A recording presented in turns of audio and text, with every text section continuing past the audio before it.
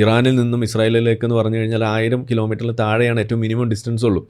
എന്ന് വെച്ചാൽ ഈ സൂപ്പർസോണിക് ബാലിസ്റ്റിക് മിസൈൽസ് ഈ ഒരു ചെറിയ ഡിസ്റ്റൻസിൽ ഇസ്രായേലിലേക്ക് വിട്ട് കഴിഞ്ഞാൽ സെക്കൻഡുകൾക്കുള്ളിൽ എത്തുന്നു എന്ന് വരുമ്പോൾ അത് ഇസ്രായേലിന് എത്രമാത്രം ഭീഷണിയാണെന്ന് ആലോചിക്കുക. ഒന്നത്. 2, ഇനിയിപ്പോൾ ന്യൂക്ലിയർ പവർ ഉണ്ടെന്ന് തന്നെയാണ് അവർ പറയുന്നത്. അത് ഇസ്രായേൽ അവർ വർഷിച്ചാൽ അത് ഇസ്രായേലിനെ മാത്രമാണോ അത് അഫക്റ്റ് ചെയ്യുക?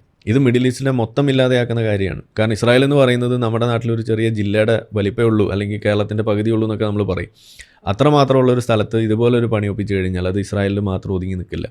അത് തൊട്ടപ്പുറത്തുള്ള ഈ ഗാസ പോലും ഇല്ലാതെയാക്കും, വെസ്റ്റ് ബാങ്ക് പോലും ഇല്ലാതെയാക്കും എന്ന് വരുമ്പോൾ ഇവരുടെ ലക്ഷ്യം സത്യത്തിൽ ഗാസയാണോ വെസ്റ്റ് ബാങ്കാണോ? നമ്മൾ ആലോചിക്കേണ്ടത് അവിടെയാണ്.